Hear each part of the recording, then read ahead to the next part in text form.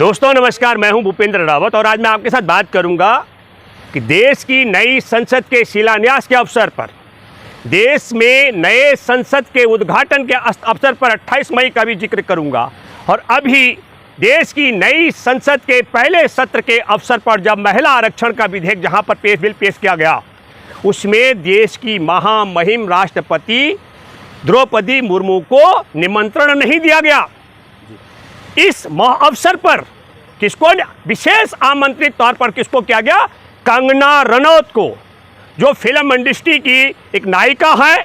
और उसकी सबसे बड़ी विशेषता क्या है कि उसने मई 2021 का मैं जिक्र कर रहा हूं, जब आप लोगों ने देखा होगा कि हमारे देश में कोरोना में महामारी में जिनके शवों को नदियों में चील कौवे कुत्ते नोच नोच के खा रहे थे, जब यह समाचार सुर्खियों में आया तो उसने कहा कि यह हमारे भारत का नहीं है, यह विदेश का मामला बताया गया। और दूसरी महत्वपूर्ण बात, नवंबर 2021 में उसी कंगना रनौत ने कहा कि देश को असल आज़ादी 2014 के बाद मिली है, जब नरेंद्र मोदी प्रधानमंत्री बने। इससे पहले क्या कहा गया? 1947 में देश को आज़ादी भीख में मिली थी। और कंगना रनौत को बुलाने का और एक महत्वपूर्ण काम क्या था? ठीक अभी नई संसद के पहले सत्र की शुरुआत पर वहां पर नाविका कुमार, जो टाइम्स नाउ की पत्रकार हैं, वरिष्ठ पत्रकार, उनके माध्यम से कंगना का इंटरव्यू किया जाता है। और क्या कहती हैं नाविका कुमार? कहती है विपक्ष कहता है, विपक्षी दल के लोग कहते हैं कि कुछ लोग इस देश की आज़ादी के लिए लड़े थे, कुछ लोग इस देश की आज़ादी के लिए जेल गए थे। यह क्रोनोलॉजी आपको समझनी पड़ेगी।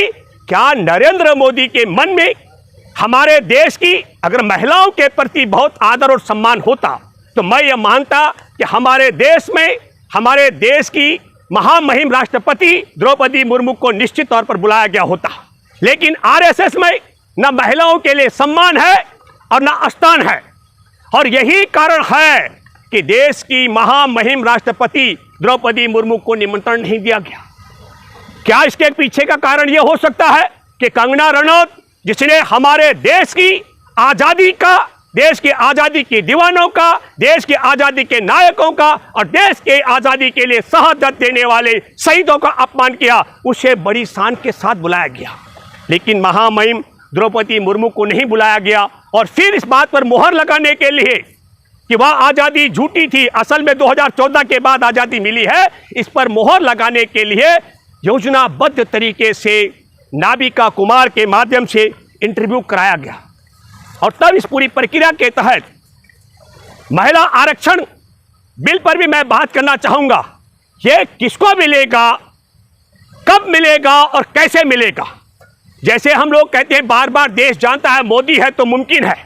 इसकी तह पर जब हम जाना चाहें कि इसके कारण क्या हो सकते हैं, एक तरफ तो लोकसभा और मैं अभी राज्यसभा में चर्चा चल रही है, ऐतिहासिक तरीके से महिला आरक्षण बिल पर पास होने वाला है। लेकिन ये आरक्षण का लाभ कब मिलेगा, इसके लिए कोई तिथि नहीं है।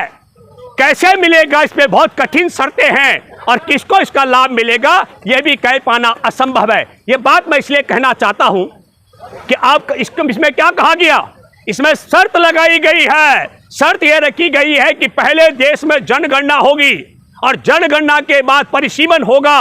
परिसीमन मतलब अब जनगणना की जरूरत क्या है? हाँ, हमारे देश में संविधान में कहा गया है कि यदि आपको दलित और आदिवासियों के लिए आरक्षित सीटों में आपको जनगणना करनी पड़ेगी। जनगणना के आधार पर आपको तय करना पड़ेगा जिन सीटों पर दलितों की ज़्यादा संख्या होगी या आदिवासियों की ज़्यादा संख्या होगी, उनके लिए आरक्षण किया जाएगा। महिलाएं तो कितना होगा? महिलाओं का संख्या कहीं 50% होगी, कहीं 52, कहीं 51, कहीं 48% होगी, हर सीट पर होगी।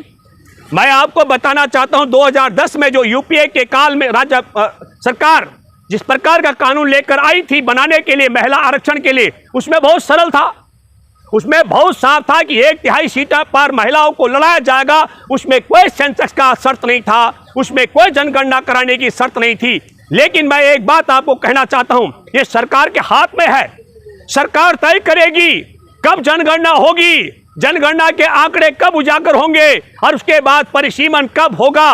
कोई बड़ी बात नहीं है कि इसमें 2 दशक से ज्यादा का समय लग जाए तो इसे कहते हैं मोदी है तो मुमकिन है। लेकिन सोचो एक क्रोनोलॉजी का कि विशेष जो संसद सत्र का आयोजन करने की जरूरत क्यों पड़ी। मैं आपको बताना चाहता हूं, एक तीर से 3 शिकार नरेंद्र मोदी ने किए। क्या शिकार किए? हमारे देश में नरेंद्र मोदी के साथ मिली भगत करके अडानी ने 83 अरब भारतीय रुपए विदेशों में भेजकर और वो टैक्स हेवन कंपनियों में भेजकर वहां से वापस शेल कंपनियों के माध्यम से अडानी के शेयरों की कीमत में गुणात्मक जो उसकी कीमत बढ़ाने का काम किया था। इस पूरे मसले पर जो अंतर्राष्ट्रीय अखबारों ने पोल खोल की और उससे ध्यान भटकाने का षड्यंत्र है ताकि 83 अरब रुपए। हमने पहले भी कहा था अगर यह रिपोर्ट झूठी है तो नरेंद्र मोदी को इस प्रकार या मोदी सरकार को उनके खिलाफ मुकदमा दर्ज कराना चाहिए था। तो क्रोनोलॉजी का हिस्सा क्या था? तत्काल एक नया सत्र, विशेष सत्र बुलाया जाए। सत्र में क्या होगा बात का विषय है। और दूसरी बात, क्रोनोलॉजी का हिस्सा जो मुख्य ध्यान भटकाने का 83 अरब रुपए जो हमारे देश का विदेश भेजा गया, उससे ध्यान भटकाने का दूसरा षड्यंत्र क्या है कि एक देश और एक चुनाव। बिहार के चुनाव हुए, विधानसभा के 3 चरणों में सरकार ने कराए। एक छोटे से बिहार राज्य का चुनाव जो सरकार, जो चुनाव आयोग एक बार न करा सकता हो, वो देश में एक चुनाव और एक देश की बात करता है। और फिर इसकी जो कमेटी बनाई गई, उस कमेटी में दुनिया के एक ऐसे व्यक्ति को शामिल किया जिसका हरीश साल्वे जिसका नाम है, उसने 1 नहीं 2 नहीं तीसरी शादी कर दी है। 3 ब्याह करने वाले व्यक्ति को एक देश और एक चुनाव के जो कमेटी है उसका सदस्य बनाया गया। तो ये पूरा का पूरा क्रोनोलॉजी का मसला है। और ठीक उसी तरीके से देश में नए संसद भवन के पहले सत्र में जानबूझ करके इस क्रोनोलॉजी का हिस्सा है, नरेंद्र मोदी ने उस महिला को बुलाया जिसने हमारे देश की आजादी के नायक, आजादी के दीवाने, आजादी के लिए जेल जाने वाले, आजादी के लिए शहादत देने वालों का अपमान करके कहा था कि यह आजादी हमको अब मिली है 2014 में जब नरेंद्र मोदी सत्ता में आए हैं। इसलिए मैं आपके माध्यम से एक बात आपको साफ कहना चाहता हूं कि कैसे ये आरक्षण मिलेगा। हमारे देश में महिलाओं का तो कोई दोष नहीं है, महिला होना भी कोई दोष नहीं है, ये कोई एहसान का मामला भी नहीं है। जब आरक्षण देना है तो सीधा सीधा जो मौजूदा तौर तरीके उस पर दिया जाना चाहिए था। जानबूझ करके पहले से ही संघ सरकार, मैं कहना संघ के संगठन में महिलाओं के लिए न अस्ता न संभान है। जब से आरएसएस का गठन किया तब से लेकर आज तक एक भी महिला जो है संघ में प्रमुख के रूप में नहीं बनी है। आपको समझना चाहिए 2021 में जनगणना करके हमारे देश में परिसीमन के लिए पूरी व्यवस्था की जा सकती थी, लेकिन जानबूझ करके यह मालूम था कि अपने तमाम पापों को छिपाने के लिए ऐन मौके पर फिर महिला आरक्षण की बात की जाएगी। मैंने पहले कहा था जब सत्र की शुरुआत की बात चल रही थी, मैंने कहा महिला का मामला हो सकता है, मंदिर का मामला हो सकता है, मस्जिद का मामला, मुसलमानों का मामला या मीडिया से जुड़ा कोई मामला हो सकता है। ये जो नया सत्र बुलाया जा रहा है, इसलिए मैं आपके माध्यम से कहना चाहता हूं कि ये षड्यंत्र है। और इस समय 2024 में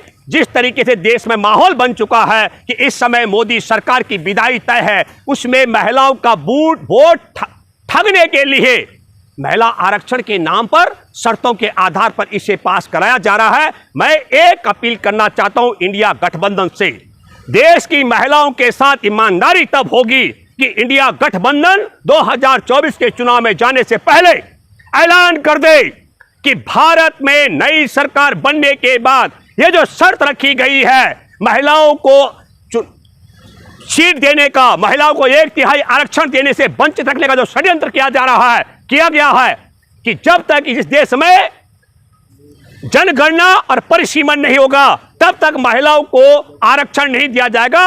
इस बंदिश को हटाने का ऐलान मैं अपील करता हूं इंडिया गठबंधन में शामिल सभी घटकों से, सभी राजनीतिक दलों से, आप ये एजेंडा लेकर आए, क्योंकि यह बाकी सब एजेंडे आपके हमको दमदार लगते हैं, यह भी आपको शामिल करना पड़ेगा। और फिर मैं कहना चाहता हूं न केवल महिलाओं के आरक्षण के लाभ से वंचित रखने का जो षड्यंत्र है उसको खारिज करने का आपको लाना चाहिए। मैं फिर कहना चाहता हूं कि हमारे देश में जस्टिस लोया की हत्या का, हमारे देश में हेमंत करकरे की हत्या का, हमारे देश के जो गुजरात के हरेन पांडे हैं उनकी हत्या का, और गोधरा का भी अभी एक बड़ा मामला उजागर हो रहा है। गोधरा के कार सेवकों को भी रंगा बिल्ला ने जलवाया, उनकी हत्या का, और पुलवामा में जवानों की हत्या के मामले की भी जांच का वादा इंडिया गठबंधन को करना चाहिए। धन्यवाद। जय हिंद, जय जवान, जय किसान, जय संविधान।